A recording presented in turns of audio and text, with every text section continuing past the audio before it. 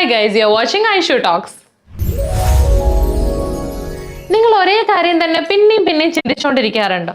അയ്യോ, അവരെന്നെ പറ്റി എന്ത് വിചാരിക്കും, നാളെ എന്തെങ്കിലും മോശമായിട്ട് സംഭവിച്ചാലോ, ഞാൻ അങ്ങനെ പറയേണ്ടിയിരുന്നില്ല.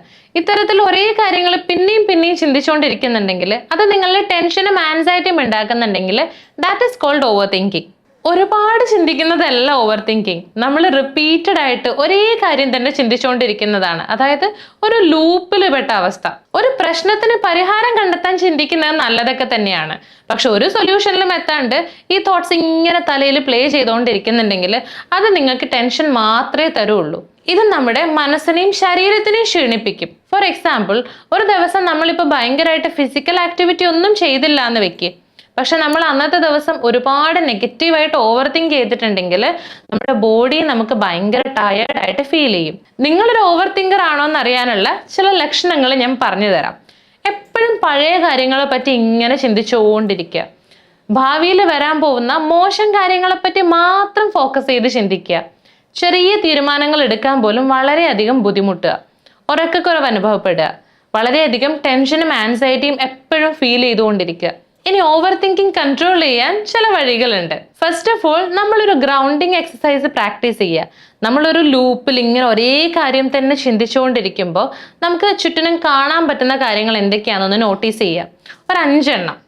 പിന്നെ നമുക്ക് സ്മെല്ല് ചെയ്യാൻ പറ്റുന്ന വല്ലതും ഉണ്ടെങ്കിൽ അതിലൊന്ന് ഫോക്കസ് ചെയ്യുക. നമ്മൾക്ക് കേൾക്കുന്ന ശബ്ദങ്ങൾ എന്തൊക്കെയാണെന്നൊന്ന് നോട്ടീസ് ചെയ്യുക. നമുക്ക് ടച്ച് ചെയ്യാൻ പറ്റുന്ന കാര്യങ്ങൾ എന്തൊക്കെയാണെന്ന് ഒന്ന് ശ്രദ്ധിക്കുക. ഇതിനെയൊക്കെയാണ് നമ്മൾ ഗ്രൗണ്ടിങ് എക്സസൈസ് എന്ന് പറയുന്നത്. നമ്മൾ പാസ്റ്റിലേക്കോ ഫ്യൂച്ചറിലേക്കോ പോയാണ് തിങ്ക് ചെയ്യുന്നതെങ്കിൽ നമ്മൾ ഈ പ്രസന്റ് മൊമെന്റിലേക്ക് കൊണ്ടുവരാൻ ഇത് ഹെൽപ്പ് ചെയ്യും. പിന്നെ നമ്മുടെ തോട്ട്സ് എന്താണെന്ന് നമ്മൾ തിരിച്ചറിയുക. നമുക്ക് ഇങ്ങനെ ടെൻഷൻ അല്ലെങ്കിൽ ആൻസൈറ്റി ഫീൽ ചെയ്യുന്നുണ്ടെങ്കിൽ നമ്മുടെ തോട്ട് എന്താണെന്ന് നമ്മളൊന്ന് ഫോക്കസ് ചെയ്ത് നോക്കുക.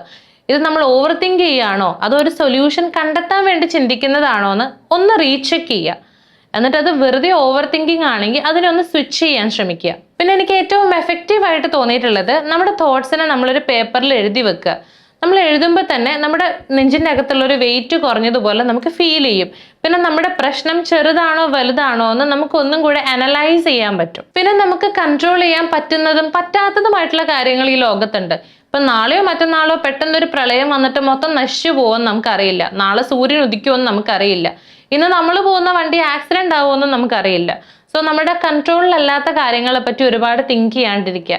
നമ്മുടെ കൺട്രോളിലുള്ള കാര്യങ്ങളുണ്ട്. അതായത് ഇന്ന് ഞാൻ എത്രത്തോളം വർക്ക് ഫിനിഷ് ചെയ്യും, നാളെ ഞാൻ ജിമ്മിലേക്ക് പോകുമോ, ഇങ്ങനെയുള്ള കുറേ കാര്യങ്ങളുണ്ട്. സോ നമ്മുടെ കൺട്രോളിലുള്ള കാര്യങ്ങളെ പറ്റി കൂടുതൽ ഫോക്കസ് ചെയ്ത് തിങ്ക് ചെയ്യുക.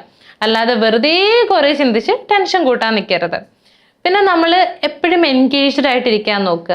നമ്മൾ വെറുതെ ഇരിക്കുമ്പോഴാണ് ഈ ഓവർ തിങ്കിങ് എന്ന് പറയുന്ന വില്ലൻ നമ്മളിലേക്ക് വരുന്നത്. എപ്പോഴും വർക്ക് ചെയ്തുകൊണ്ടിരിക്കുക. നമ്മുടെ കാര്യങ്ങളിൽ കൂടുതൽ നമ്മുടെ കരിയറൊക്കെ ബിൽഡ് ചെയ്യാനുള്ള കാര്യങ്ങൾ എപ്പോഴും ചെയ്തുകൊണ്ടിരിക്കുക. അപ്പോൾ ഒരു പരിധി വരെ ഓവർ തിങ്കിങ് കുറയ്ക്കാൻ പറ്റും. ഒരു കാര്യം ഞാൻ പിന്നെയും പറയാണ്, ഒരുപാട് കാര്യങ്ങൾ ചിന്തിക്കുന്നതല്ല ഓവർ തിങ്കിങ്. ഒരേ ചിന്തയിൽ കുടുങ്ങിക്കിടക്കുന്നതാണ്. സോ നമുക്ക് ഒട്ടും ഇത് കൺട്രോൾ ചെയ്യാൻ പറ്റുന്നില്ലെങ്കിൽ ഒരു സൈക്കോളജിസ്റ്റിന്റെ ഹെൽപ്പ് എടുക്കുന്നതും നല്ലതായിരിക്കും കേട്ടോ. അപ്പൊ നിങ്ങൾക്ക് ഈ വീഡിയോ ഇഷ്ടമായിട്ടുണ്ടെങ്കിൽ വീഡിയോ ലൈക്ക് ചെയ്യാനും ഷെയർ ചെയ്യാനും മറക്കരുത്. ഇതുപോലത്തെ കൂടുതൽ വീഡിയോസിനായി ചാനൽ സബ്സ്ക്രൈബ് ചെയ്യാം. താങ്ക്